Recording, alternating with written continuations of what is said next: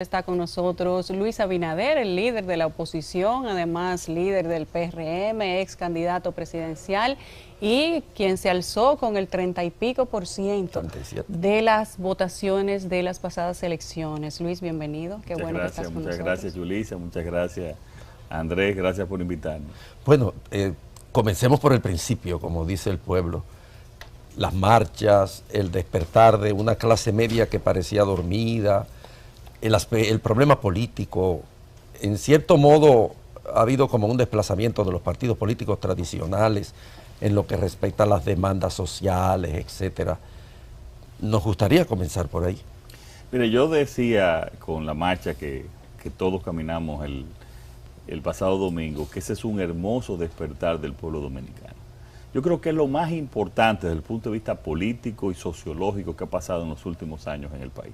Es diciéndole a los políticos, miren señores, nosotros no vamos a seguir soportando lo que ustedes hacen, no vamos a seguir soportando lo que hace un gobierno, porque lo hace un gobierno aún sea legal, pero no es legítimo y nos está afectando a todos. Y no vamos a permitir a los políticos de ayer, de hoy y de mañana, que tomen el dinero del pueblo para hacer lo que le da la gana o que se vayan a robar ese dinero con tantas necesidades. O sea, es un grito de una sociedad que dice, no vamos a aceptar más corrupción, no vamos a aceptar más impunidad. Y eso es hermoso, ese es un despertar de un pueblo.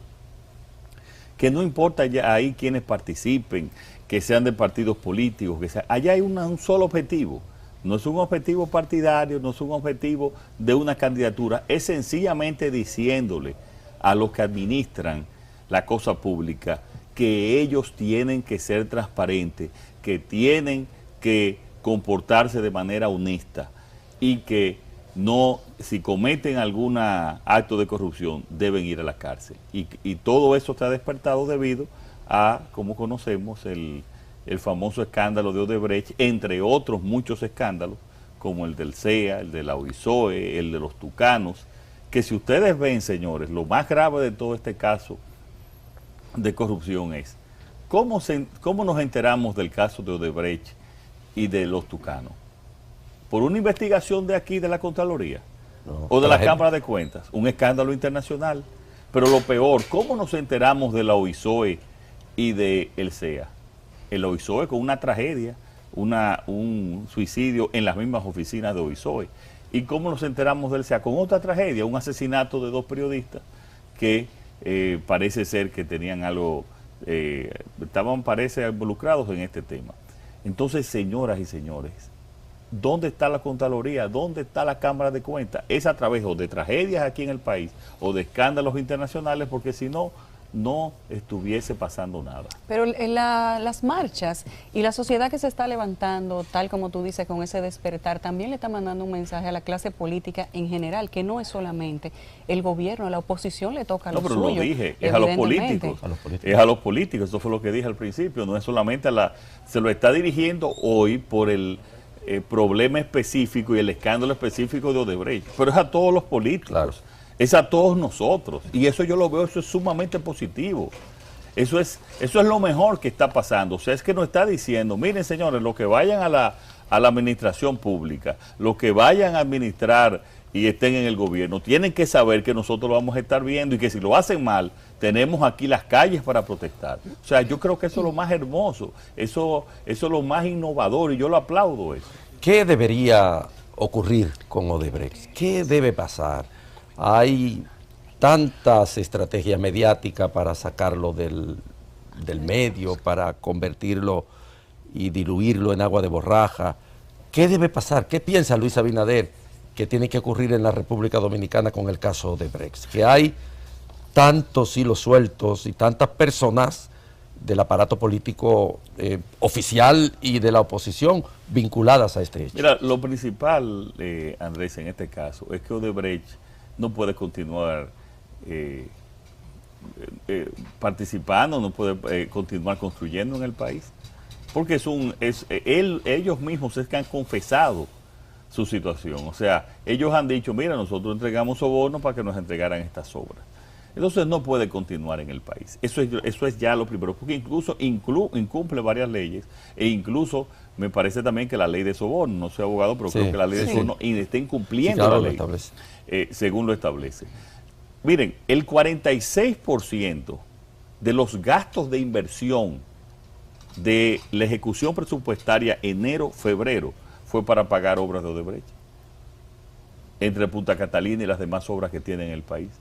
O sea, casi la mitad de la inversión de capital, de la ejecución presupuestaria de la inversión de capital, que fue poco, apenas un 18% del presupuesto, fue para pagar obras de Odebrecht. Imagínense ustedes. Entonces yo creo que eso primero no debe continuar.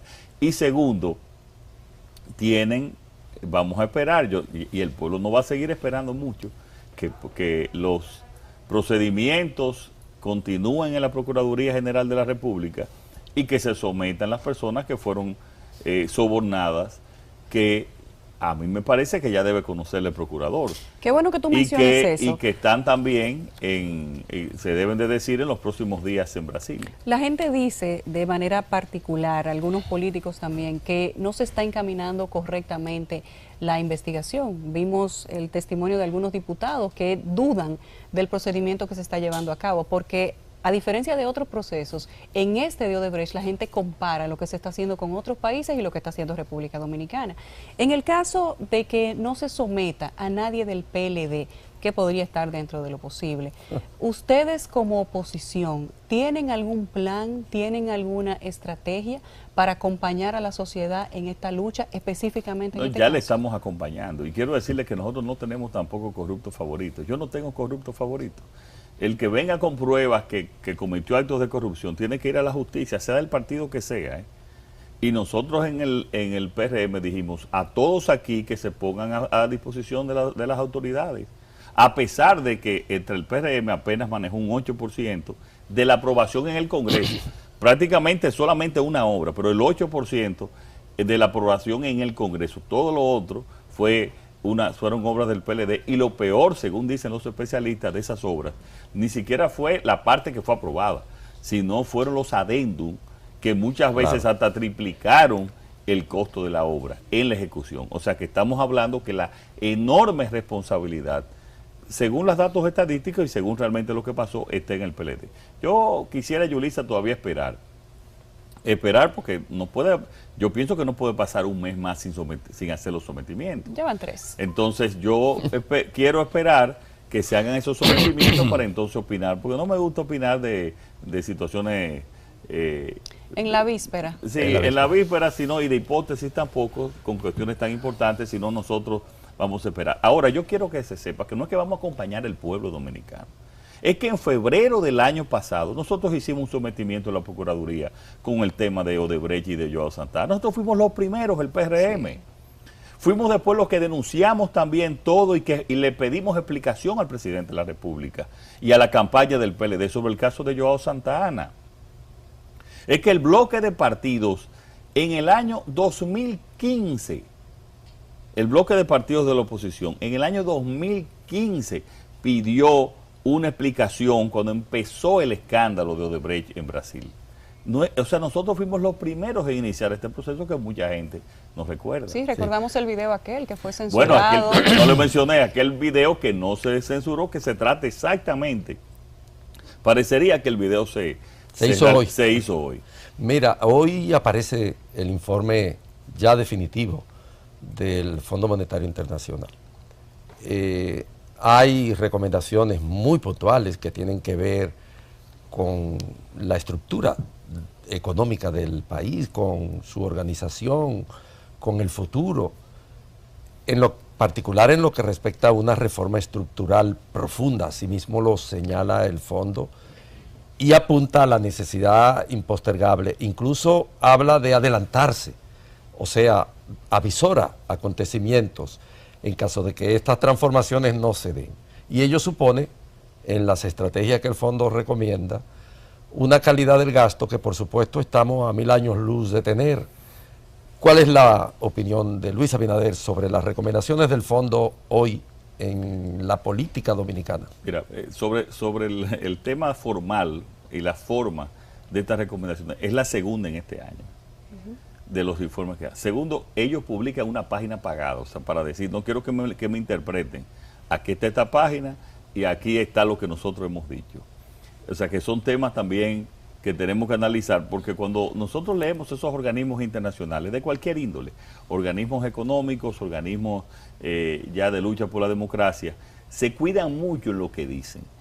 Y aquí está claramente diciendo el peligro que hay de la deuda, que es algo que ustedes saben que yo personalmente he venido durante varios años, y especialmente en el último semestre, recuerden una actividad que hicimos con los principales medios, hemos advertido seriamente que estamos, y escuchen bien, estamos al borde de una crisis de la deuda que va a llevar a una insostenibilidad financiera al Estado Dominicano.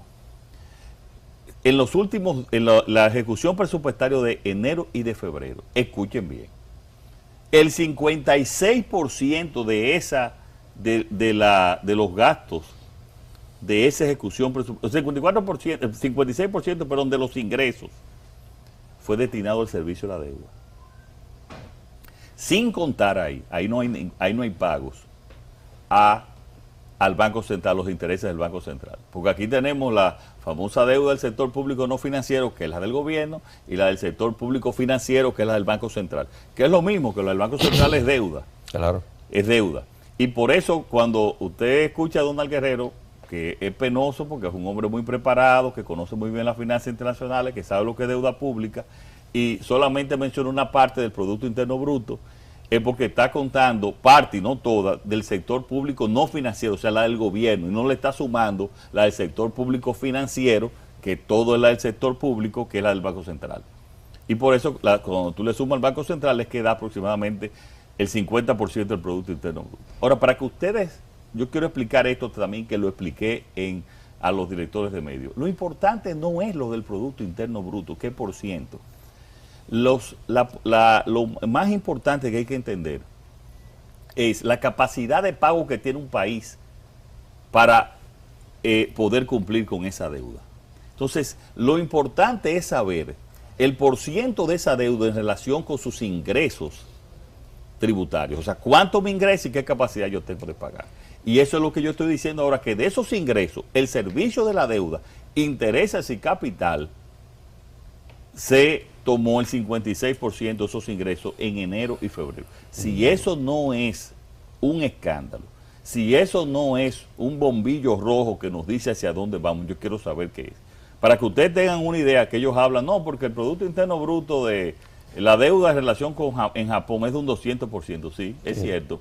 Aparato productivo japonés. No, pero no es así, Andrés. Es también la tasa de interés. El promedio de nuestra tasa de interés es de un 9% la deuda. El promedio de la tasa de interés en Japón es un 0.7% de la deuda.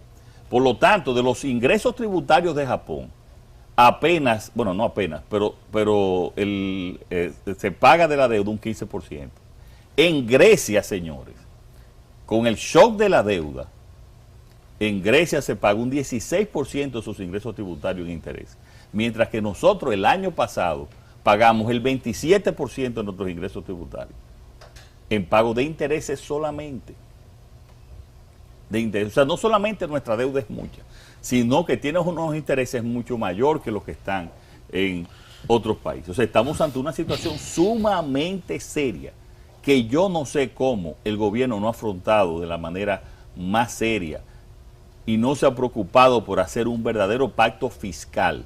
Y se entiende pacto fiscal, no aumento de impuestos. Sí, claro. Es política, usted sabe, la política económica se divide en fiscal y monetaria. Monetaria es la del Banco Central. Y la fiscal es la política del gasto público y la política tributaria. Cuando se habla de un pacto fiscal, es modificar la política y el gasto público principalmente en este país. Como tú decías, cualquier impuesto, mayores impuestos, se va por esa centrífuga ineficiente de esa pésima calidad del gasto público.